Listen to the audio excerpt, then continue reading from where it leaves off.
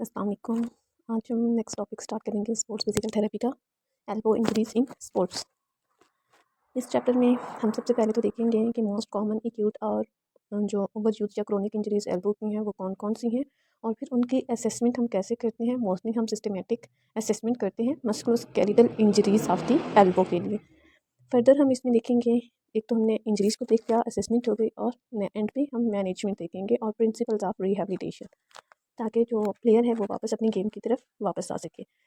अब ये तो मोस्ट कॉमन टर्म्स हैं एक्सरसाइजेज में जो यूज़ होती हैं, ओपन काइनेटिक चेन या फिर close kinetic chain. Open kinetic जैसे कि नाम से ही पता चल रहा है, इसमें जो भी डिस्टल पार्ट होगा हमारा अपर लिम्ब का या फिर लोअर लिम्ब का, जैसे कि हैंड और फुट हो जाता है, वो ग्राउंड के साथ या फिर स्पोर्टिंग सर्फेस के साथ कॉन्टैक्ट में नहीं होगा। इस वजह से इसे कहते हैं ओपन काइनेटिक चेन। और इसी के पैरेलल सेकंड टर्म है हमारी क्लोज्ड काइनेटिक चेन। इसमें हमारा जो डिस्टल पार्ट होता है अपर लिम्ब या फिर लोअर लिम्ब का, लाइक वही फुट एंड हैंड, वो कॉन्टैक्ट विद ग्राउंड होगा या फिर कॉन्टैक्ट विद स्पोर्टिंग सर्फेस होगा। कॉमन एल्बो इंजरीज और कंडीशंस को हम देखेंगे। To fully appreciate the scope of injuries and pathologies common to the elbow joint, one needs to consider how the elbow function in relation to the upper kinematics. अगर तो हमने injuries को evaluate करना है तो इसके लिए लाजमी है कि पहले हमें एल्बो फंक्शंस का अपर लिम्ब काइनेमैटिक्स के साथ जो रिलेशन है वो पता होना चाहिए। अब जो एल्बो इंजरीज हैं उनको दो ग्रुप में डिवाइड किया गया है, एक्यूट इंजरीज और क्रोनिक इंजरीज। पहले हम इस टेबल में देखेंगे एक्यूट एल्बो इंजरीज कौन सी हैं। मसल लीजन हो, टेंडन रप्चर आ जाता है, acute rupture of the medial collateral ligament जिसे हम पुल्ड एल्बो भी कहते हैं, फ्रैक्चर्स या फिर डिसलोकेशन। अगर फ्रैक्चर और डिसलोकेशन को फर्दर हम देखें तो एल्बो रीजन में कौन कौन से आएंगे। Posterior dislocation of elbow joint, supracondylar fracture which is most common in children, radial head fracture, olecranon fracture, fracture of the radius and ulna, और एंड पे क्या है, स्ट्रेस फ्रैक्चर। अब ये हमारे पास वही पुल्ड एल्बो है जिसमें मीडियल कोलैटरल लिगामेंट जो है वो टियर हो जाता है। जैसे कि हम इसमें देख सकते हैं, जब भी हम बेबी को उसके वही अपर लिम्ब से, अपर आर्म से पुल करते हैं तो ये जो मीडियल कोलैटरल लिगामेंट है ये टॉर्न हो जाता है। सेकेंड ऑफ क्लास हम देखेंगे एल्बो इंजरीज के लिए, वो है over use injuries of elbow and four arm. इसमें हमारे पास टेनिस एल्बो आ जाता है। टेनिस एल्बो को हम लैटरल एपिकोंडाइटिस भी कहते हैं या फिर एक्सटेंसर टेंडिनोपैथी भी। सेकंड है हमारे पास entrapment of the posterior interosseous nerve, जो कि रेडियल टनल सिंड्रोम भी इसे कहा जाता है।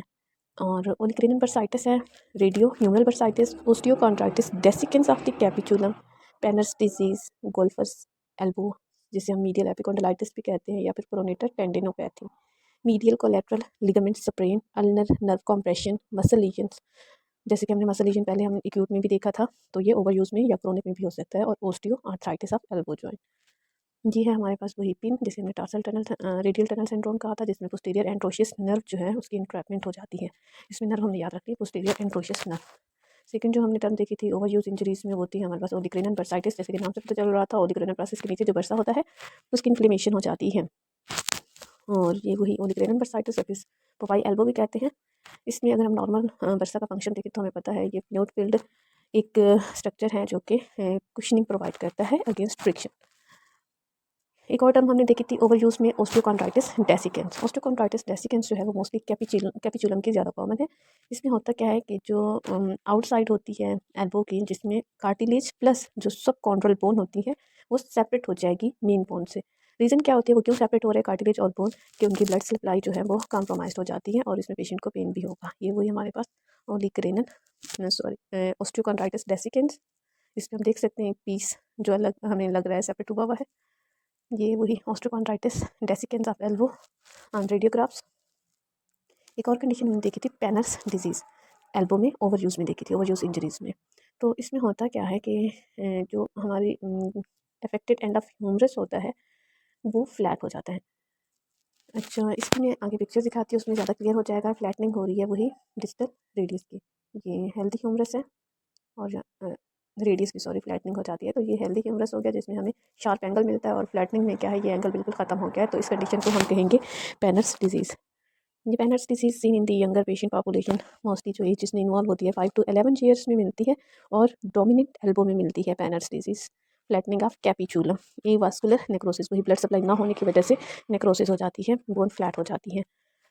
अच्छा, ये भी वही पेनर्स डिजीज़, या फिर इसका सेकंड नेम क्या है, ऑस्टियोकॉन्ड्रोसिस डिफॉर्मेंस। एक चीज़ हमने पढ़ी थी ऑस्टियोकॉन्ड्राइटिस ओसिकेंस, और ये क्या है, ऑस्टियोकॉन्ड्राइटिस डिफॉर्मेंस। जैसे कि नाम से पता चल रहा है डी फॉर्म, मतलब इसमें शेप ही चेंज हो जाएगी, फॉर्म चेंज हो जाएगी, वही फ्लैटनिंग हो जाती है एपिफाइसिस ऑफ एल्बो की। अच्छा, नेक्स्ट है वही हमारे पास ऑस्टियोकॉन्ड्राइटिस डेसिकेंस। इसमें हमने पहले भी देखा है कि जो कैपिचुलम होता है, कैपिचुलम के जो कार्टिलेज है प्लस सब कॉन्ड्रल जो बोन है वो सेपरेट हो जाती है मेन बोन से। ये लेटरल कंपार्टमेंट ऑफ एल्बो में रेपिटेटेड ट्रॉमा जब होता है तब ब्लड सप्लाई जो है वो कंप्रोमाइज़ हो जाएगी और वो एक पार्ट जो है वो सेपरेट हो जाएगा bone with its cartilage. Next है हमारे पास अब असेसमेंट। प्रिंसिपल ऑफ असेसमेंट कौन से हैं? Assessment relies on the good applied knowledge of anatomy, a systematic and applied approach to the assessment process. It is important when assessing a client to understand the functionality of the joint so that comparison of the dysfunction can be made. जब भी हम elbow की assessment करते हैं तो इसमें हम step wise करते हैं, सिस्टमेटिक अप्रोच अप्लाई करते हैं ताकि हम नॉर्मल फंक्शन को अब नॉर्मल से कंपेयर कर सकें। अब हम देखेंगे की principles of this subjective history taking. The key aspect of assessing an elbow are active listening, ensuring we take a logical subjective history of the onset of the problem and to guide the history taking but to avoid interrupting the client flow of information. Active listening जो है वो एक principal component है हमारे पास। अब हम जो questioning patient से करते हैं वो कॉमनली यही किए जाते हैं, what brings you to see me today, what do you think I can do to help you, when did it happen, fall on an outstretch hand, जो कि एल्बो इंजरी का मोस्ट कॉमन मैकेनिज्म होता है। Reflective practice approach है. The goal of reflective practice approach is to help practitioners to continually improve their practice by identifying what they do well and what areas need improvement. जैसे कि नाम से ही पता चल रहा है रिफ्लेक्टिव प्रैक्टिस अप्रोच के, इसमें अपने ही एक्सपीरियंस को, अपनी ही अप्रोच को जो है वो एवेलुएट किया जाता है कि कौन सा कंपोनेंट अच्छा है और कहाँ पे फर्दर इंप्रूवमेंट की ज़रूरत है। अच्छा, नेक्स्ट हमारे पास आ जाता है कॉन्सेंट। इन्फॉर्म कॉन्सेंट की दो टाइप्स होती हैं, एक इवेंट मॉडल है और सेकंड है प्रोसेस मॉडल कॉन्सेंट। इवेंट में ये होता है कि हम किसी भी प्रोसीजर से पहले जो एक बार कंसेंट लेते हैं पेशेंट से और फिर हम वो पूरा प्रोसीजर जो है परफॉर्म करते हैं। लेकिन प्रोसेस मॉडल में क्या होता है, इसमें ड्यूरिंग डायलॉग हम ऑन एंड ऑफ जो है पेशेंट से कंसेंट ले रहे होते हैं और इसी प्रोसेस मॉडल कंसेंट को ज़्यादा प्रेफर किया जाता है। नेक्स्ट है हमारे पास applied anatomical knowledge. Applied anatomical knowledge में हमारे पास तीन की इम्पैक्टिंग फैक्टर्स आ जाते हैं, जैसे कि हमने देखा इन्फॉर्म्ड कंसेंट। कंसेंट के बाद हमने कंट्राइंडिकेशंस और इंडिकेशंस देखनी होती हैं, कोई भी इंटरवेंशन अप्लाई करनी है और कोई या फिर इन्वेस्टिगेशन करानी है और जो भी हमें इंफॉर्मेशन मिलेंगी उनका हमने प्रॉपर रिकॉर्ड रखना है। 3 L's आ जाती हैं, alpha look, alpha listen and alpha learn. और 3 R's आ जाती हैं, रिफ्लेक्ट, जैसे कि हमने देखा था अपनी प्रैक्टिस को हमने रिफ्लेक्ट करते हुए फर्दर इंप्रूवमेंट करनी है और रिव्यू करना है और री एवेलुएट करना है। Assessment is a dynamic process and it is important that we do not jump to hasty conclusion without first gathering sufficient evidence, reviewing it in the light of previous experience, pattern recognition, clarifying with the client any area of confusion. It is absolutely essential to have a good knowledge of applied anatomy of the joint and supporting soft tissues as well as working knowledge of the referred way. ये हमारे पास common बोनी landmarks आ गए हैं elbow reason में। हम देख सकते हैं humerus है ऊपर, फिर कोरोनाइड प्रोसेस है इसका, medial epicondyle of the humerus, ये कोरोनाइड प्रोसेस है। इंट्रोशियस में हमें नजर आ रही है दोनों बोन्स के दरमियान, रेडियस और लर्ना के दरमियान रेडियल ट्यूब्रोसिटी हो गई, हेड ऑफ रेडियस, कैपिचुलम और ट्रोक्लिया। ये मीडियल व्यू है ह्यूमरस का, एल्बो का सॉरी। ये भी हमारे पास बोनी लैंडमार्क्स हैं। अब इंटीरियरली अगर हम ए को देखें तो वो ट्रोक्लिया है, बी जो है वो कैपिचुलम है, C medial epicondyle, D lateral epicondyle, E जो है वो रेडियल हेड है, एफ रेडियल नेक है, जी जो है वो कोरोनाइड प्रोसेस है। ये है हमारे पास एल्बो का पोस्टीरियर व्यू। इसमें ए जो है वो सबक्यूटेनियस सरफेस है ओलिग्रेनन की, बी जो है वो लेटरल एपिकोंडाइल है, सी जो है वो मीडियल एपिकोंडाइल हो गया, D site of tricep tendon attachment और ई क्या है हमारे पास ओलिग्रेनन वर्सा, ओलिग्रेनन फोसा सॉरी। अच्छा, ये हमारे पास अब लेटरल व्यू हो गया। ए जो है वो olecranon process, B trochlear notch, C lateral epicondyle, D lateral supracondylar ridge और ई क्या है हमारे पास रेडियल नेक। अब हमने ये 4 एस्पेक्ट देख लिए हैं बोनी लैंडमार्क्स के, मीडियल, लेटरल, इंटीरियर और पोस्टीरियर। नेक्स्ट हम देखेंगे मसल्स कौन कौन सी हैं, टेंडन्स कौन कौन से हैं, मतलब सर्फेस एनाटमी में जो हम देख सकते हैं। अगर हम पोस्टीरियर व्यू की बात करें तो जो ए आपको नज़र आ रहा है ये लेटरल एपिकोंडाइल, जहाँ पे सारे कॉमन एक्सटेंसर टेंडन आकर अटैच होते हैं। बी जो है वो मीडियल एपिकोंडाइल है, जहाँ पे सारे फ्लेक्सर टेंडन अटैच होते हैं। सी हमारे पास सबक्यूटेनियस सरफेस है ओलिग्रेनन की, डी पोस्टीरियर सबक्यूटेनियस बॉर्डर है अल्ना का, और ई है हमारे पास एक्सटेंसर कार्पाई अल्नारिस। ये हमारे पास पोस्टीरियर व्यू है। नेक्स्ट हम देखेंगे इंटीरियर व्यू। इंटीरियर व्यू में कौन कौन से टेंडन्स और मसल्स हमें मिलते हैं। ए बाइसेप ट्रेकिया हो गया, बी बाइसेप टेंडन है ये, सी जो है वो बाइसेप एपिनेरोसिस है, डी मीडियल एपिकोंडाइल, ई ओलिग्रेनन टिप है और एफ हमारे पास ब्रेकियो रेडियलिस है। नेक्स्ट है हमारे पास वही की principle of the objective examination. पहले हमने असेसमेंट के देखे थे, अब ऑब्जेक्टिव एग्जामिनेशन के जो की प्रिंसिपल हैं उसमें 4 चीज़ें आ जाती हैं। ऑब्जर्वेशन, जिसमें हमने फेस एक्सप्रेशन को ऑब्जर्व करना है, पेशेंट की पोस्चर को और उसकी गैट को। इंस्पेक्शन में हमने बोनी डिफॉर्मिटी को देखना है, अगर कोई कलर चेंज है उसे देखना है, मसल वेस्टिंग या फिर स्वेलिंग या एडिमा को देखना है। पल्पेशन करते हैं हम हीट को चेक करने के लिए, और स्वेलिंग अगर है साइनोवियल थिकनिंग को चेक करने के लिए। एग्जामिनेशन पे एप्लीकेशन ऑफ सेलेक्टिव टेंशन, जैसे कि हम रेजिस्टेंस जो हमारी एमएमटी है वो भी हम कर सकते हैं मसल की स्ट्रेंथ चेक करने के लिए। अच्छा, अप्लाइंग सेलेक्टिव टेंशन में हमारे पास ये 3 मूवमेंट्स आ जाती हैं, वही एक्टिव मूवमेंट है, पैसिव है या फिर रेजिस्टेड है। एक्टिव में क्या होता है, active movement assess the range of movement. इसमें जब भी पेशेंट एक्टिवली करेगा तो हम असेस करेंगे उसकी रेंज ऑफ मूवमेंट को। पेशेंट को अगर पेन है तो वो देखेंगे, उसकी स्ट्रेंथ हम देखेंगे। और नेक्स्ट जो है तो elbow quality of the movement. The elbow is not an emotional joint. Emotional joint का क्या मतलब है, the reported sign and symptoms are normally specific and can be localized, मतलब इसमें mostly localize sign and symptoms हमें मिल रहे होते हैं, जनरलाइज्ड नहीं होते। Unlike the cervical spine shoulder that may have more complex subjective history. Normal active movement of the elbow अगर हम देखें तो नॉर्मल फ्लेक्शन जो हमें मिलती है एल्बो पे 0 to 150 डिग्री है, एल्बो एक्सटेंशन 0 to 10 डिग्री है। नेक्स्ट है हमारे पास मूवमेंट की type, passive movement. Passive movements test the inner structure, जैसे कि जॉइंट कैप्सूल है और लिगामेंट है। पैसिव मोमेंट टेस्ट, जिसमें हम पेन को चेक करती हैं, रेंज ऑफ मोशन और एंड फील्स को। नॉर्मल हमारे पास 3 एंड फील्स होती हैं, hard bone to bone contact जब होगा, सॉफ्ट जब टिश्यूज टू टिश्यूज होगा, soft tissues to soft tissue, और इलास्टिक होती है ड्यू टू लिगामेंट्स। अच्छा, अब अगर हम इसके एग्जांपल देखें तो जो हमारे पास एल्बो की फ्लेक्शन है वो सॉफ्ट एंड फील होगी, और अगर हम उसकी एक्सटेंशन देखें तो वो बोनी एंड फील होगी, और अगर हम उसके सुपिनेशन प्रोनेशन देखें तो ये हमारे पास जो है इलास्टिक एंड फील या फर्म एंड फील होगी। नेक्स्ट जो मूवमेंट की टाइप है वो है रेजिस्टेड मूवमेंट। नाम से पता चल रहा है, जैसे पहले एमएमटी का भी जिक्र हुआ था, जिसमें हम डिफरेंट जो है ग्रेड्स की रेजिस्टेंस देते हैं पेशेंट को उसके मसल की स्ट्रेंथ को चेक करने के लिए। Resisted test are used in order to test the contractile surfaces, जैसे कि मसल और टेंडन को। अच्छा, पैसिव में हम इनर स्ट्रक्चर को चेक कर रहे थे, जॉइंट कैप्सूल लिगामेंट्स को, लेकिन जहाँ पे हम कॉन्ट्रेक्टाइल स्ट्रक्चर मसल और टेंडन को चेक करते हैं। This is minimum that would be appropriate depending on the experience and clinical reasoning of the clinicians. Possible response to resisted muscle testing जो मिल सकता है, नॉर्मल रिस्पॉन्स, स्ट्रॉन्ग और pain free. Contractile lesion हमें मिलता है, स्ट्रॉन्ग और painful हो सकता है। Neurological weakness, weak but pain free. Partial rupture हो सकता है, वीक एंड पेनफुल। क्लाडिकेशन हो सकती है, क्लाडिकेशन मोस्टली जो है वो वास्कुलर डिसऑर्डर्स में हमें मिल रही होती है। Provocation of an overuse injury, painful on the repetition. Psychological components भी इसमें आ सकते हैं, सीरियस पैथोलॉजी जैसे जेडरिंग या फिर एक्सेजरेटेड रिस्पॉन्सेज। अच्छा, orthopaedic society of orthopaedic medicine suggest order of selective tension test for the elbow, जिसमें हम एल्बो की फ्लेक्शन जो है वो नॉर्मली सॉफ्ट एंड फील होती है, elbow extension hard end feel, pronation of the superior radio ulnar joint जो है वो इलास्टिक है, supination of the superior radio ulnar joint वो भी इलास्टिक है। रेजिस्टिक में हम एल्बो फ्लेक्शन चेक करेंगे, एल्बो एक्सटेंशन, प्रोनेशन और सुपिनेशन को। Elbow and the radio ulnar joints, provocative test for the epicondylitis, इसमें हमारे पास दो आ जाती हैं, resisted wrist extension for the tennis elbow, क्योंकि हमने पढ़ा था कि उसमें लेटरल एपिकोंडाइल इन्वॉल्व होता है और लेटरल पे ही सारे एक्सटेंसर मसल जो हैं वो लगे होते हैं, तो इसलिए हम उसको रेजिस्ट करेंगे एक्सटेंशन को। और इसके अपोजिट हमने देखा था मीडियल एपिकोंडाइल, जिसे हमने गोल्फर एल्बो भी कहा था, वहाँ पे सारे फ्लेक्सर्स जो टेंडन्स हैं वो अटैच हो रहे होते हैं, तो इसलिए हम एल्बो की फ्लेक्शन को रेजिस्ट करेंगे गोल्फर एल्बो, गोल्फर एल्बो को चेक करने के लिए। अच्छा, एक्यूट एल्बो इंजरी से muscle lesion mostly affect the extensor group. Selective tissue tension is carried out by for assessment.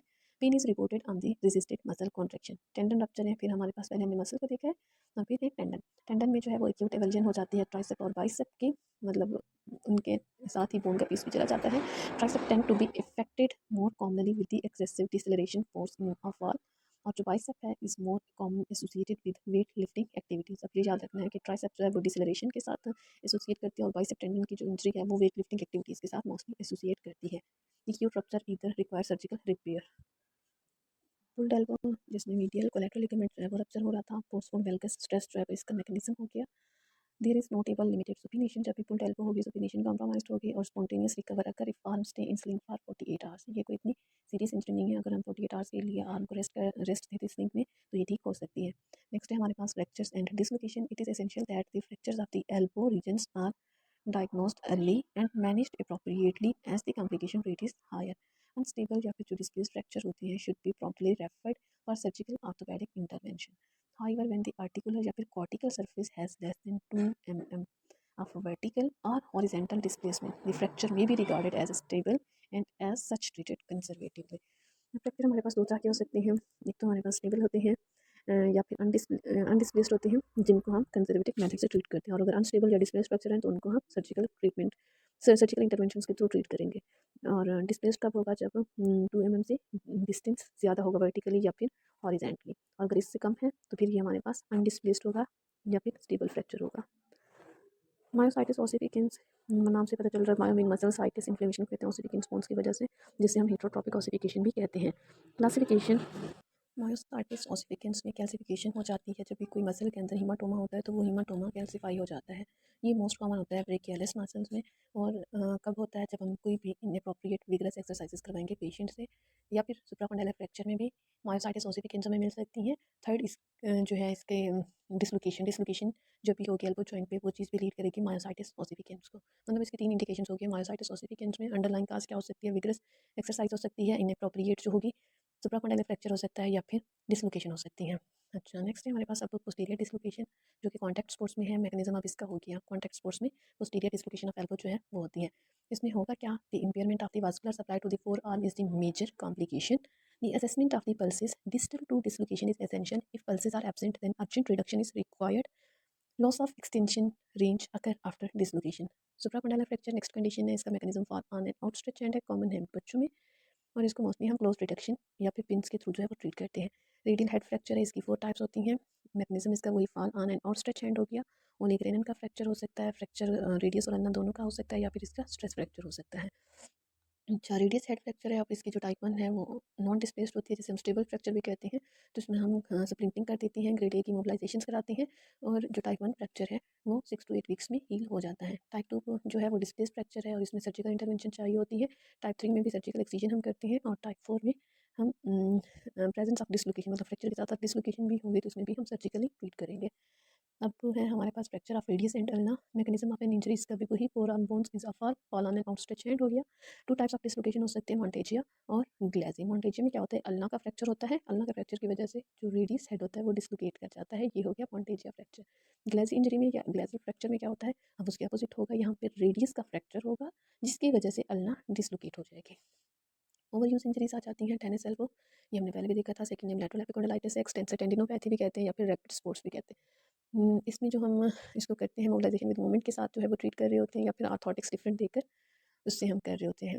अच्छा, pathological process is a degeneration of the ECRB tendon. अब इसमें तो बहुत सारे एक्सटेंसर टेंडन्स लगे होते हैं। जो मोस्ट कॉमन टेंडन इसमें इन्वॉल्व होता है या इफेक्ट होता है वो extensor कार्पाई radialis Brevis tendon. Mechanism इसका मल्टी फैक्टर्स हो सकते हैं। मल्टी फैक्टर्स में हम देखेंगे ओवर यूज़ हो गया, कोई हैवी रैकेट या टू स्मॉल ग्रिप अगर है, रीसेंट चेंज ऑफ रैकेट या too tight grip between the shots, muscle imbalance and loss of flexibility, poor blood supply of 1 to 2 centimeter of the distal attachment of the extensor carpi radialis brevis, repeated excessive loading leading to degenerative changes in the tendon। Next condition है हमारे पास ओलिग्रेनल bursitis, जो हमने पहले भी देखी थी। Students elbow भी इसे कहते हैं। आइस हॉकी और शूटर्स में जो होती है, इसमें विजिबली आपको पोस्टीरियर एस्पेक्ट ऑफ एल्बो पे स्वेलिंग मिलेगी, रेंज ऑफ मोशन भी कम होगी, पेशेंट जो है वो पेन कंप्लेन करेगा ऑन पल्पेशन। और ये कंडीशन जो है वो पेनलेस होती है जब तक कि ये इन्फेक्शन में चेंज नहीं होती। नेक्स्ट कंडीशन है रेडियो ह्यूमरल बर्साइटिस। रेडियस और ह्यूमरस के दरमियान जो बर्सा होता है उसकी इन्फ्लेमेशन को कहते हैं। इसमें टेंडरनेस हमें मिलेगी इंटीरियर और distal to the lateral condyle. Interior aspect पे इसमें हमें टेंडरनेस मिलेगी, ओलिग्रेनल में पोस्टीरियर एस्पेक्ट पे थी। ऑस्टियोकॉन्ड्राइटिस डेसिकेंस, ये हम पहले भी देख चुके हैं। इसमें एनलार्ज्ड एंड डिफॉर्म्ड कैपिचुलम हो जाता है, एवास्कुलर नेक्रोसिस हो जाती है। अच्छा, अगर तो डिफॉर्म्ड है तो ये फिर ऑस्टियोकॉन्ड्राइटिस डिफॉर्मेंस होगा, और अगर ऑस्टियोकॉन्ड्राइटिस डेसिकेंस है तो इसमें क्या होगा? वही जो कार्टिलेज और अंडरलाइन जो बोन है वो सेपरेट हो जाएगी।